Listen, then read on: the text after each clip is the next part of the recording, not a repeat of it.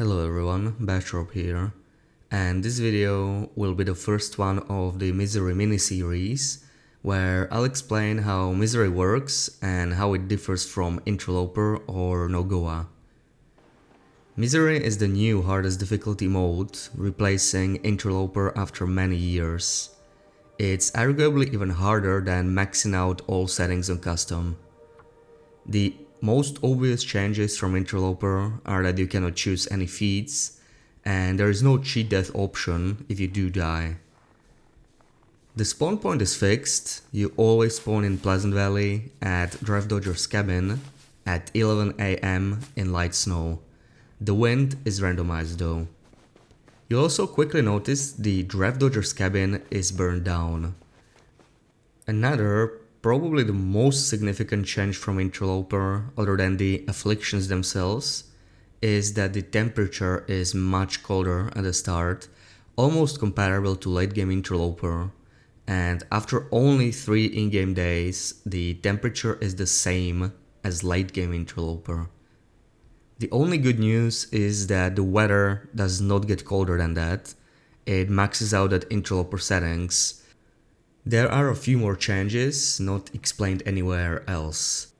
The one that surprised me the most, since there's no way to set it in any way in custom settings, is that beachcombing is less generous. You only get half as much loot as you would on Interloper or Nogoa. This makes beachcombing less interesting as a strategy overall, and in my opinion it's a very welcome change for Misery, as beachcombing's been quite powerful ever since they reworked it.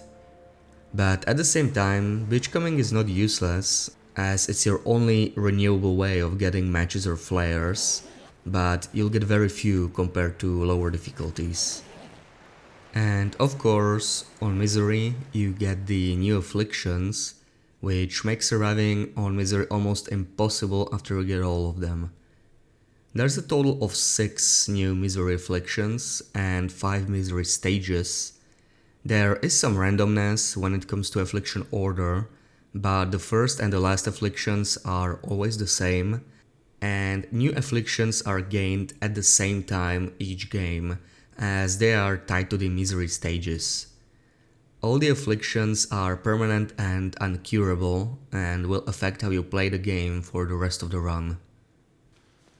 The first stage of Misery starts exactly 24 hours after game start, and always comes with the same affliction, Diminished Form, which lowers your max carry capacity by 5 kilos, lowers your max stamina by 30%, and halves your chance of wall struggles ending early, which makes heavy hammers a lot less useful for struggles. But damage and struggle progress bar are not affected, so most other tools will still work fine. The carry capacity is the biggest issue though. 25 kilos instead of 30 early game is not a huge deal, but the problem is that the penalty is still 5 kilos even when exhausted, which only lets you carry 10 kilos of stuff before being over encumbered. The sprint penalty doesn't matter at this point yet, but you'll feel it once you craft double bear coats and your stamina bar will look like this. The second, third and fourth stages of Misery start on days 6, 16 and 31 respectively, and these 3 stages apply 4 more afflictions. The order of these afflictions is random, but second and third stage both give you 1 extra affliction, and the fourth stage applies the remaining 2. The first of these 4 random afflictions is Rheumatic Joints, and it does several things. It lowers your sprint speed by 40%, effectively making it only slightly faster than walking, while still getting the faster fatigue and hunger drain from it. This makes sprinting not worth using in vast majority of cases, and it's the most major gameplay change caused by this affliction. If you get caught in a blizzard, you don't get to sprint to safety. You can't sprint over thin ice in the muskeg, nor on beachcombing. You can't dance bears or moose. You can't outrun charging wolves if you miss your shot. It's quite a big deal. One good use of sprinting is to avoid sprains, which brings me to the second penalty. Rheumatic joints makes you more likely to get a sprain, and if you do get a sprain, you actually take damage. From testing, it appears that it increases the base sprain chance from 15% to 40%, but it's a bit hard to say as how sprains are calculated is a little complicated.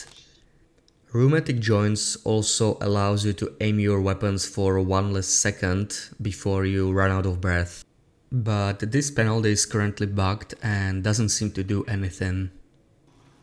The second of the 4 random afflictions is Haunted Mind, which lowers your condition recovery from sleeping by 50% and also limits your sleep to 7 hours instead of 12.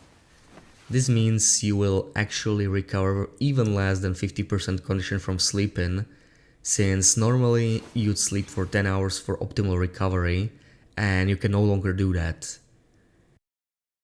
Sour stomach limits your maximum calories to 1500 instead of 2500, forcing you to eat more often, making you potentially risk carrying smell for even shorter expeditions, and further complicating weight management as packing extra food can get really heavy.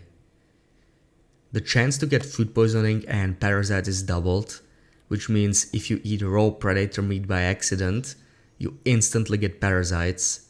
But the biggest change that comes with sour stomach, that's actually not explained in the affliction description, is that it removes the effects of cooking level 5.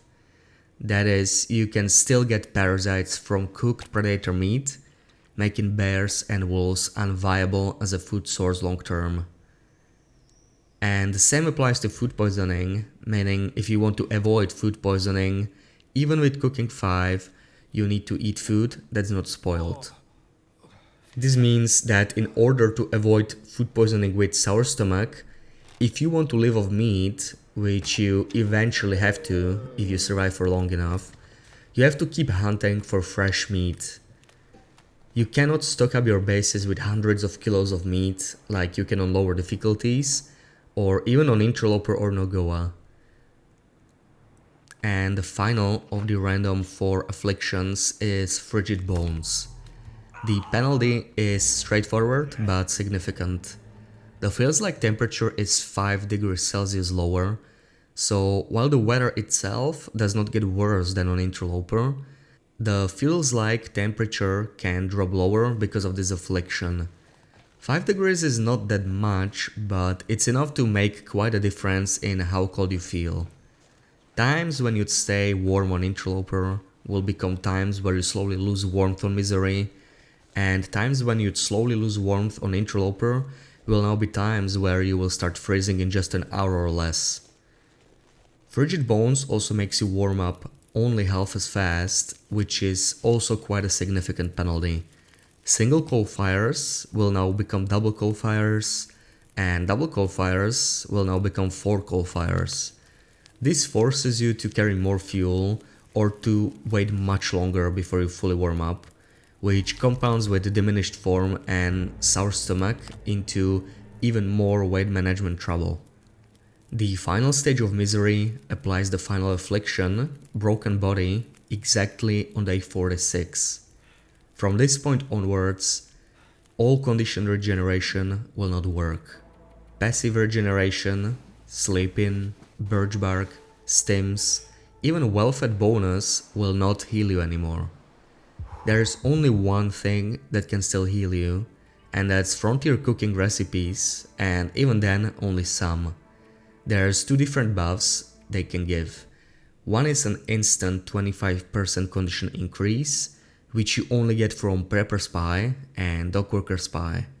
This one does not work with Broken Body either, which makes Prepper Spy pretty much useless and Dockworker Spy significantly less useful. But the other condition buff, which increases your maximum condition by 10% and heals you for the same amount, actually does work on Misery mode. It's possible this is a bug, and if you ask me, this will probably be patched eventually. But as of the release of this video, it does work. There's a lot of recipe ingredients sitting around in the world. I did some quick math and you could probably get over 2000 points of condition in healing from these recipes, meaning you could heal from nearly 0 to full condition over 20 times. This is the main reason I don't believe it was intended, especially when stims do not heal at all, despite there being only a handful of them on Interloper. The no health regen thing makes all the other effects much more serious as well. Rheumatic Joints ensures you cannot goat or take shortcuts anymore, and you won't be able to escape sudden blizzards or high winds, so you need to plan ahead and always expect the worst.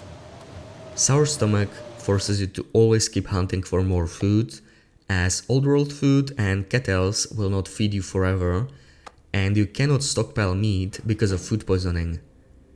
Your hunting options are also reduced as wolf and bear meat are off limits. And Frigid Bones keeps you cold even with late game clothing, no matter what region are you in.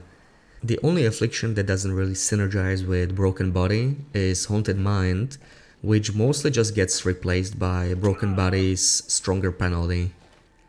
And as if no condition regeneration was not enough of a penalty, you also take double damage from all sources. Sprains now deal 4% damage. Freezing for an hour will feel like you have hypothermia at 40% condition loss per hour. Wolf struggles have a very high chance to be deadly at this point, so you pretty much can't get into struggles at all. Cougars, if they were still in the game, would instantly kill you at this point, before you'd even get a chance to shoot back.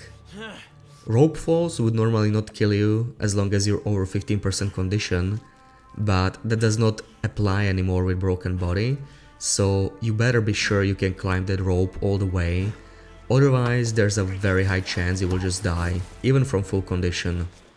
The only sources of damage that appear to be unchanged are bear maulings and moose stomps, which might be a bug.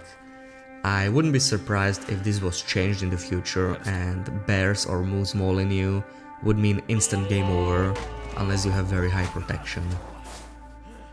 That's everything for now. In the next video we'll go over how to get a perfect misery start. Thank you for watching.